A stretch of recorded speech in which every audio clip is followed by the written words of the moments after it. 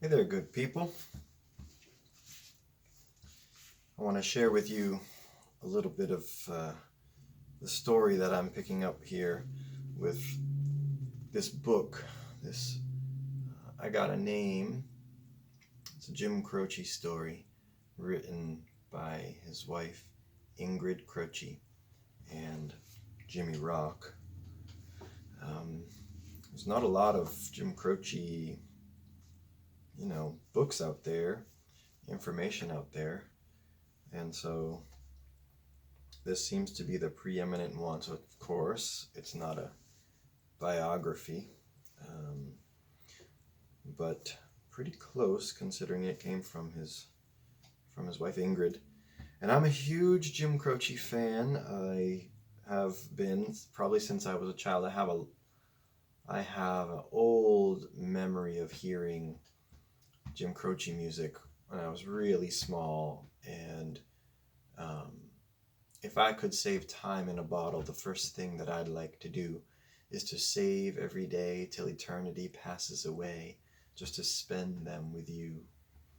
I think that line when I was a kid really made me think. Okay, you would save time in a bottle, and that's a really long time. I think when I was a kid, that stuff made me think. There's some lines like that I have, that impacted me when I was really small. And when I was little, Jim Croce was all over the radio, and so like late 70s, early 80s maybe, but late 70s when I was little, riding in the back of the car, my folks, Ford Mustang. I don't know what year it was, but listening to classic, what was then present, but listening to classic rock stations or something like that, John Lennon and Jim Croce and all this amazing music playing on the radio. But I've been enjoying this because I've loved Jim for a long time. I love playing his music, and I just had a connection with Jim and his music for my whole life pretty much. And it's something that I have always admired. And in looking into Jim and learning about him a bit, and over the years I've always been gone back to his songs, and I always want to give respect to Maury. I believe it's pronounced Mulison, who was those iconic guitar riffs that you hear in the songs that from Jim Croce. That was Maury, and Maury is pretty legendary too, but he's not known at all. But Maury Mulison, made Jim's songs the colorful soundscape that they were, as well as Jim's brilliant storytelling. So I, as much as I love Jim, I also love and respect Maury and those timeless little licks that we know, and he was so good at, just little things like,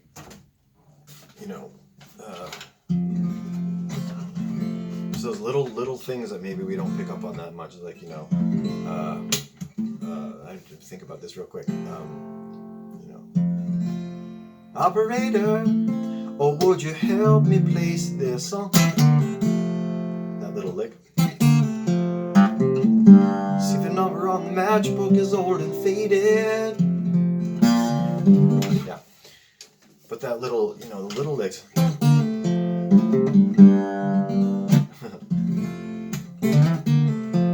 That's all Maury Mulison. I hope I'm pronouncing his last name correctly. It's a little tricky. But Jim and Maury, of course, both died in that plane crash in 1973, September 20th, 1973.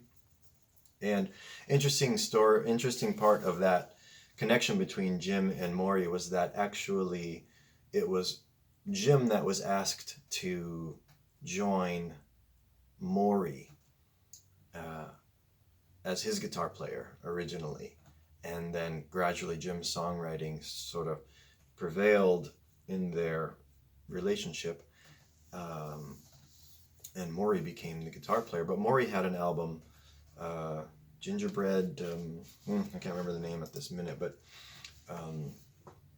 Gingerbread. It was just Gingerbread. Yeah, it was just Gingerbread, spelled oddly with an extra letter in there. But he did have an album out, and yeah, I think it's kind of interesting that Jim was actually his guitar player and Maury was the songwriter, but they were buddies. And this book tells a nice little story of their friendship. At least it starts off. I'm at the beginning of it, a couple chapters in, and they were buddies. They really liked each other, it seems. And yeah, what a combination they made, and that they left us, the music they left us with, absolutely incredible. So in this early chapter here, where we're just getting started, it's telling this early parts of Jim's relationship with music. And he was a DJ at a radio station. I just really love this right here. He was a DJ at a radio station, and there's this little vignette here that introduces something that I was really fascinated with, where he interviewed Mississippi John Hurt. And as I'm reading this, I love Mississippi John Hurt. I think Mississippi John Hurt and Elizabeth Cotten are two of my ultimate guitar heroes, and songwriters, composers on the guitar. But Jim Croce's right up there with them, and just the idea of Jim Croce interviewing Mississippi John Hurt, and Mississippi John Hurt being just it seems in the interviews and stuff that I've seen, just the sweetest man, and Jim being Jim. He was just a young man at this time and interviewed Mississippi John Hurt. So here in this chapter is a little snippet of that I thought I'd read here. He says, "Tonight Jim was airing a pre-recorded talk with Mississippi John Hurt. He'd taped the session earlier in the week. The 70-year-old black Southern man had generously given him a warm and informative interview and had brought his guitar. Jim took his seat alone in the control booth and rolled the tape." And quotations here. "I heard you played the Newport Folk Festival with Bob Dylan last summer, and that more than 45,000 people showed up to hear you. How did that make you feel?" "It made me feel real good to be invited to Free Body Park. That was like real family. Lots of my friends were there, like John Lee Hooker. But Bob Dylan, he sure done brung those folks in." "Do you believe the festival marked a comeback in your own career?" "I certainly don't think it hurt," he answered, laughing. "Of course, my career has seen more comebacks than a Friday night fish fry. I've been around a long time, My first record for OK was in 1928. The recording continued with Jim asking Hurt if he would play some songs. The musician gladly obliged with "Make Me a Pallet on Your Floor" and Richland's Women Blues. Jim joined in, strumming his guitar behind Hurt's syncopated rhythms on Corina Corina and Stack O'Lee. That's crazy right there, just the two of them jamming together. I just think that's incredible. Jim then asked him to tell stories about his past. Sitting in the booth, listening to the recording, Jim thought that Hurt's emotional, soulful speaking made it seem as if he were still singing. After the interview, Jim had thanked the musician reverently. He knew he had just encountered a legend, a hero of vanishing period in American history. That's just incredible to think of the two of them meeting and interviewing, and at this point Jim was nobody. He was just a young man at a radio station. Literally, he had at this time he had no albums. He had no real history. He was just playing hootenannies and being a DJ on the radio in Philadelphia, and just interviewing Mississippi John Hurt for his radio station. And the thought of that just really blows my mind.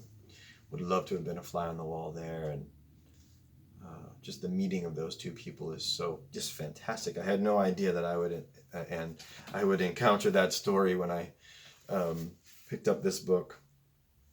But yeah, I'm enjoying this journey into Jim's life, the short record of, this period of his life, which was so brief, late 60s, 66, like 65 to 73 he was recording, or maybe a little earlier than 66, but such a brief career. So yeah, little thing I wanted to share because it's been delighting me, and that particular aspect was fantastic. And I'm, getting a little bit further into it, and the story's told by Ingrid, of course, and it's at the point where they started singing together, and they were Jim and Ingrid, and they released an album too together before Jim went solo, and it's fantastic to dig around in this stuff for me personally, because I've always loved Jim. So I thought I'd share that and document that on video here. Hope they enjoyed it, and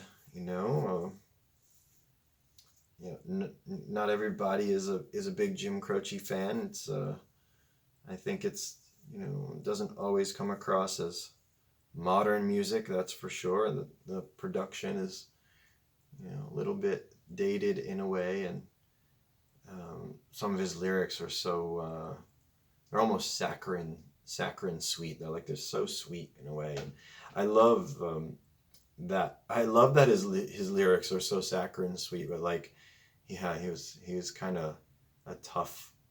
He's kind of a tough, edgy, kind of a tough guy, So that contrast always has been pretty cool for me to think about. But yeah, so saccharine sweet in the lyrics at times, and some of my favorite songs are Jim Croce's. So yeah, there's a little bit of that, and I'm gonna keep an eye out for cool other moments in this book and share them if I feel inspired. So, all right, take care, stay kind.